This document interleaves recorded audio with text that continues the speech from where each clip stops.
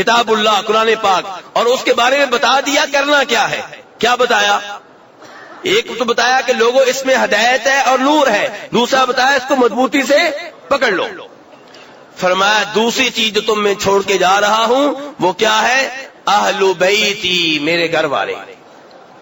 کون ہے؟ میرے گھر والے. لیکن قرآن پاک کی باری آئی تھی تو آپ نے کہا تھا اس کے ساتھ کرنا کیا ہے. ایک ہے یہ بتانا کہ چھوڑ کے دو چیزیں جا رہا ہوں، آگے پھر یہ بھی بتانا ہے کہ اس کے ساتھ کرنا کیا ہے. جو دو چیزیں آپ چھوڑ کے جا رہے ہیں ہم اس کے ساتھ کیا کریں؟ قرآن پاک کے بارے میں بتایا کہ اس کو مضبوطی سے پکڑ لو، اس کے اوپر عمل کرنا ہے، اس میں ہدایت ہے، نور ہے. اور جب یہ کہا کہ گھر والے چھوڑ کے جا رہا ہوں تو یہ نہیں کہا کہ ان کی تعلیمات پہ عمل کرنا ہے، ان کی ایک ایک بات حرف آخر ہے، نہیں. وہاں پہ یہ کہا اذکرکم اللہ فی اہل بیتی، میرے گھر والوں کے بارے میں اللہ سے ڈرتے رہنا، یعنی کہ ان سے محبت کرنی ہے، ان کا خیال رکھنا ہے، ان کا احترام کرنا ہے، ان کے حقوق دینے ہیں. وہ شریعت نہیں ہے، شریعت قرآن پاک ہے. ان کو احترام دینا ہے، ان کو محبت دینی ہے، ان کا ادب کرنا ہے، یہ صحیح ہے. میرے بھائی فرق سمجھ رہے ہیں دونوں چیزوں میں؟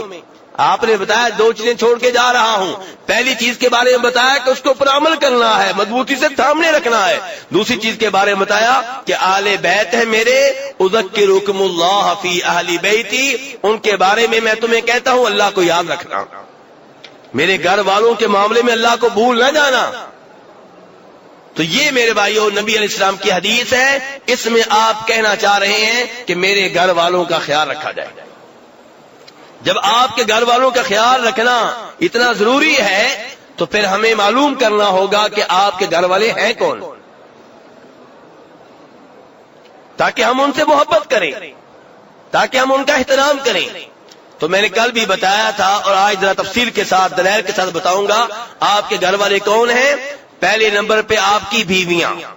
کون میرے بھائیو؟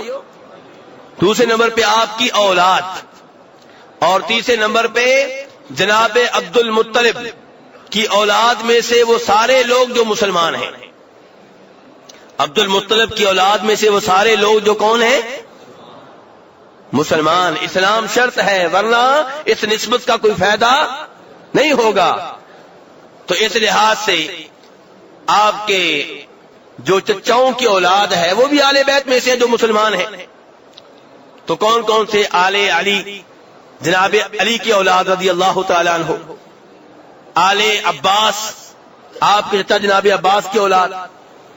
نمبر 3 آل جعفر، جعفر کی اولاد. نمبر 4 آل عقیل، عقیل کی اولاد. نمبر 5 آل حارث، آپ کے چچا حارث کی اولاد. کتنے لوگوں کے نام آئے ہیں؟ 5. ان پانچوں کی جو اولاد ہے وہ بھی آل بیت میں سے ہے.